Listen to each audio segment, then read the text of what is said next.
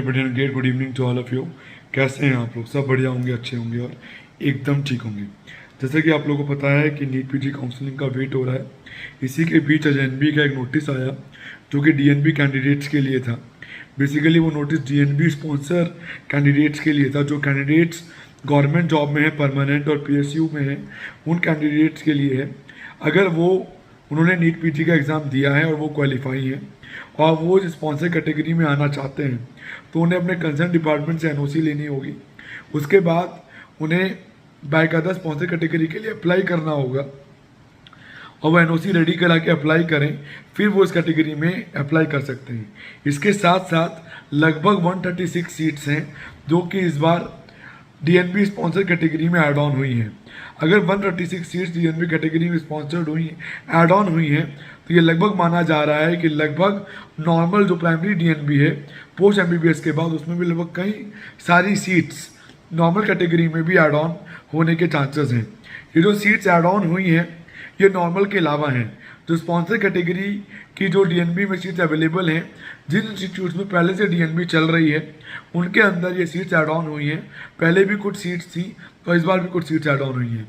इसका cut off काफ़ी पीछे तक देखने को मिलता है, काफ़ी पीछे तक कट ऑफ जाता है अगर आप स्पॉन्सर कैंडिडेट में आ जाते हैं। यानी अगर आपका डिपार्टमेंट आपको एनओसी दे देता है, अब गवर्नमेंट जॉब में है, रूल रेगुलेशंस को फॉलो करते हुए अगर आप उसको अवेल आउट कर लेते हैं तो आप उसके लिए कहीं ना कहीं एलिजिबल हो जाते हैं।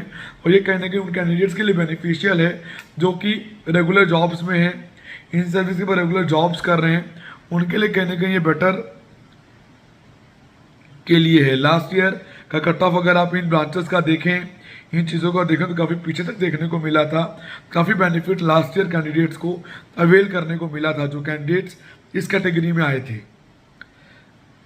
तो इट्स वेरी गुड न्यूज़ कि जिन्हें मालूम नहीं था उन्हें मालूम चल गया होगा। एनबी के नोटिस के माध्यम से लगभग ये नोटिस कल रात को अपलोड हो गया था और अगर आप पूरा नोटिस पढ़ेंगे तो आपको और क्लियर होगा।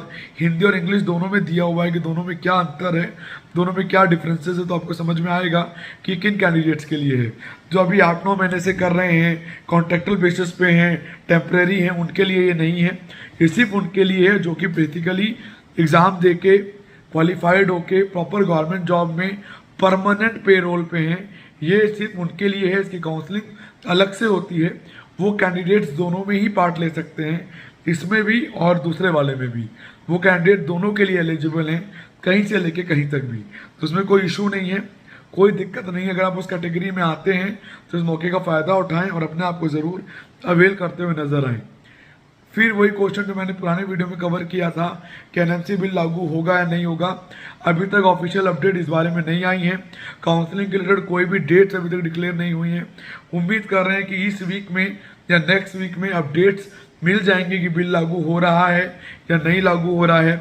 स्टेट अपनी एआरसी से फाइनल करके जो फीस स्ट्रक्चर्स हैं वो उनकी अपडेट हो जाएंगी, उनकी जो डिटेलेशंस हैं वो आने लगेंगी। कैटेगरी वाइज कौन कौन सी सीट्स कैसे कैसे आनी है ये पूरा रोस्टर सिस्टम गवर्नमेंट डिसाइड करती है।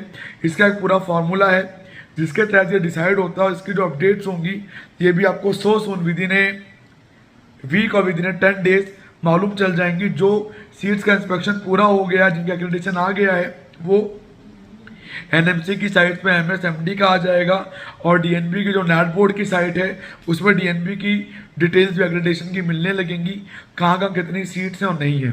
कॉलेजेस के बारे में आपको डिटेल्स जाननी हो, कितने बजट है, वो सब कुछ पूरा डिटेल इंफॉर्मेशन डेस्क जो है एमसीसी का कॉलेज नेम के सामने अवेलेबल है, वो आप देख सकते हैं। इवन जो चीज़ें मालूम चलती हैं ना कॉलेजेस की, वो एसआर से, कंसल्टेंट से, कुछ सीनियर लोगों से बात करके मालूम चलता है डिपार्टमेंट कैसा है या क्या नहीं है। बहुत सिंपल सी चीज़ें हैं, सिंपल सी बातें हैं। मैं आपको एक बात और बताऊं, मैंने आज एक पोस्ट देखी अपने ही बारे में, नेगेटिव थी वो मेरे बारे में, कि आप गौरव त्यागी को अवॉइड करें, सर्विसेज लेने से एकदम अवॉइड करें। अगर आपको चीज़ें ऊपर से समझनी है तो बिल्कुल अवॉइड करें, अपनी चलानी है तो बिल्कुल अवॉइड करें, बिल्कुल भी ध्यान ना दें। लेकिन सर काउंसलिंग क्या होती है? काउंसलिंग होती है स्ट्रेटेजी, काउंसलिंग होती है चीज़ों को समझना, कैसे चीज़ों को चलना है, फॉलो करना है। इवन व्हाट्सअप करें, जो जिन्होंने सर्विसेज मेरी ले रखी थी पहले, जिन्होंने ले रखी है, उनसे आप पूछ सकते हैं। मिले जुले रिव्यू सबके मिलते हैं, कोई ऐसा नहीं होता जिसकी तारीफ 100% होती हो, और होनी भी नहीं चाहिए। कहीं ना कहीं कुछ चीज़ें कुछ को समझ में नहीं आती, कुछ को समझ में आती हैं। वो अलग अलग क्राइटेरियाज हैं, अलग अलग फैक्टर्स हैं। मैं ज़बरदस्ती का शो ऑफ नहीं करता। मेरी कोई एप्लीकेशन नहीं है जिसमें पुराना डेटा शो कर रहा हूँ या पुरानी बातें बता रहा हूँ या उसका एक प्रीमियम ले रहा हूँ 1900 या 2000 रुपये, राइट। मैं कोई पीडीएफ फ्लोट नहीं करता टेलीग्राम्स पे कि ये कट ऑफ अवेलेबल। जो कट ऑफ ओरिजिनल है, जो कट ऑफ पुराने ऑफिशियल साइट्स पे हैं, वो मेन है।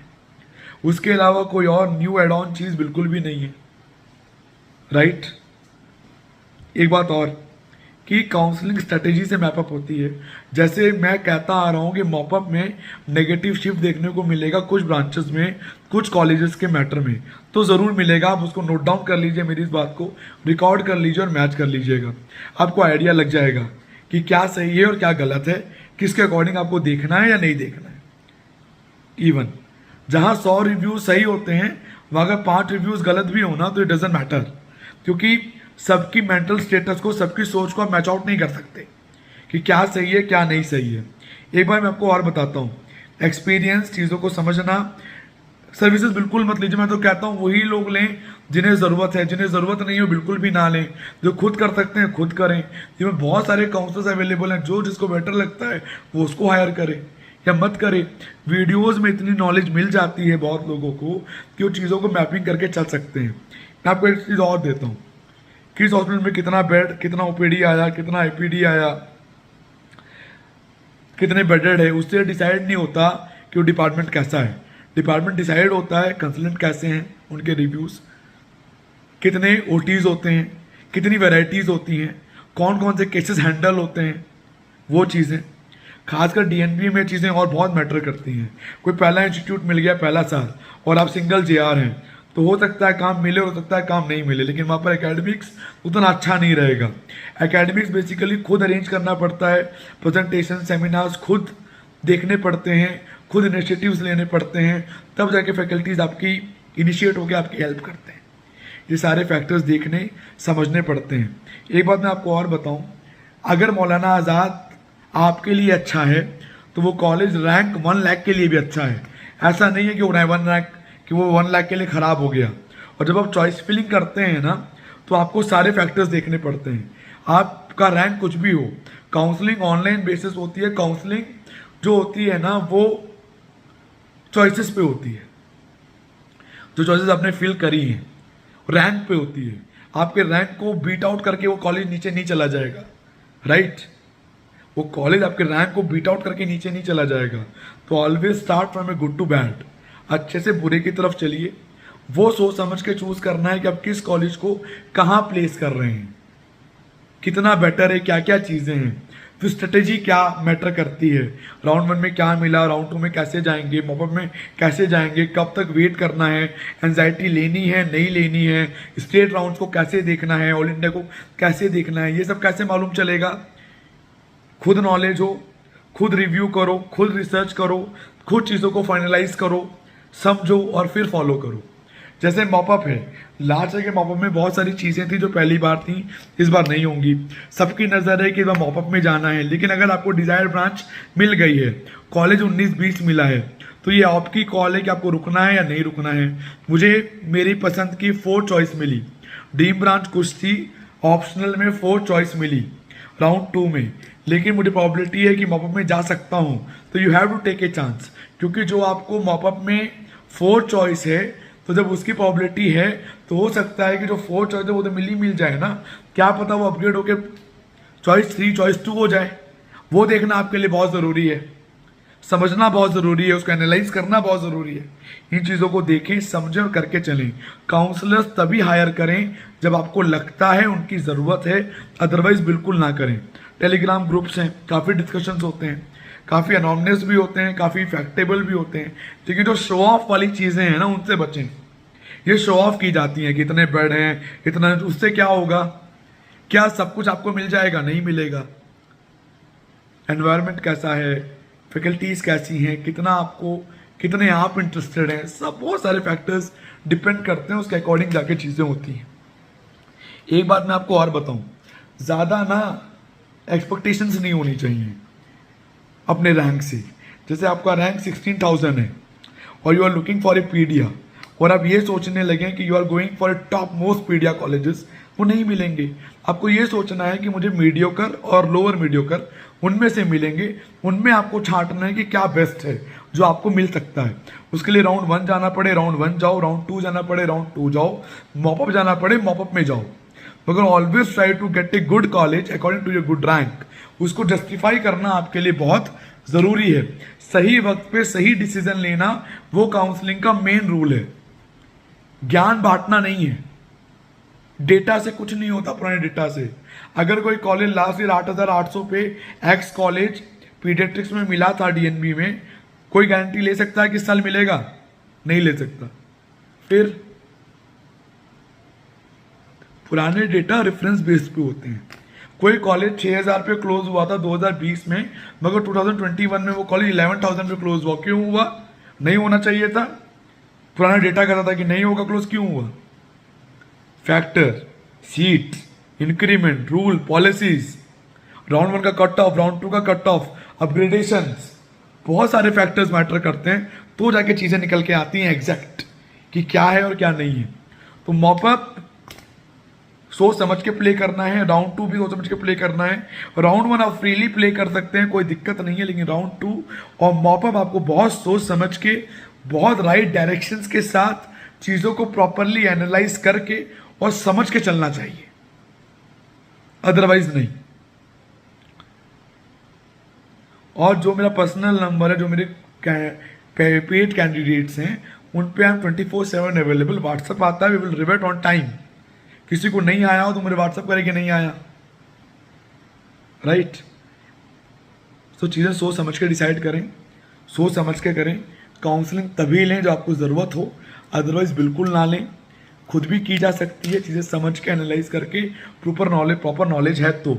लेकिन नुकसान कब होता है ना, ओवर स्मार्टनेस से, अंडर एस्टिमेट करने से। तो इनसे बचें, कहीं ना कहीं आपके लिए बेटर रहेगा। मैं सिर्फ आपको सलाह दे सकता हूँ, मानना नहीं मानना ये आपके ऊपर है। हो सकता है मैं आपको इस टाइम बेवकूफ़ लग रहा हूँ, तो आई एम एग्री कि मैं बेवकूफ़ हूँ, लेकिन B follow the rules. Counselling को समझिए, रूल्स को समझिए, डेटास पे पूरा रिलाई मत कीजिए, थोड़ा बहुत रिलाई कीजिए, पूरा मत रिलाई कीजिए कि लास्ट ईयर इस रैंक पे ये नहीं मिला था तो इस बार मिलेगा ही नहीं। कहीं लिखा है कि नहीं मिलेगा, मिल गया तो क्या होगा?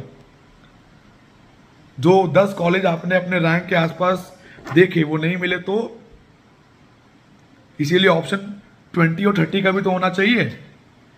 क्या पता नीचे वाले मिल जाएं। जो एज्यूम्शन कट ऑफ्स होती हैं ना, वो ये होती हैं कि यहाँ तक मिलेगा। कॉलेज पुराने कट ऑफ को मैच नहीं करेगा, श्योर है। इस साल तो बिल्कुल नहीं करेगा, लिखवा लो, बोलो, जो जहाँ बोलोगे मैं लिख देता हूँ। ये वीडियो रिकॉर्ड कर लेना, नहीं होगा तो टॉल कर देना बाद में।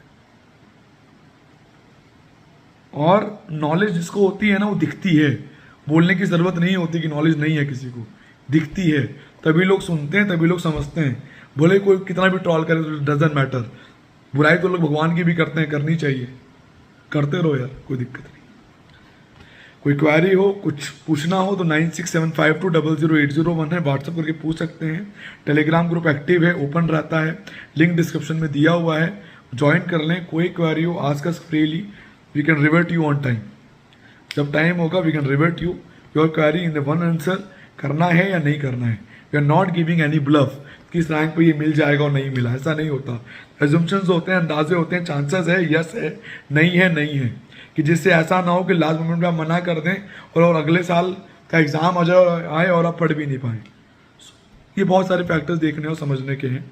सो bye bye, take care, have a great day, bye bye.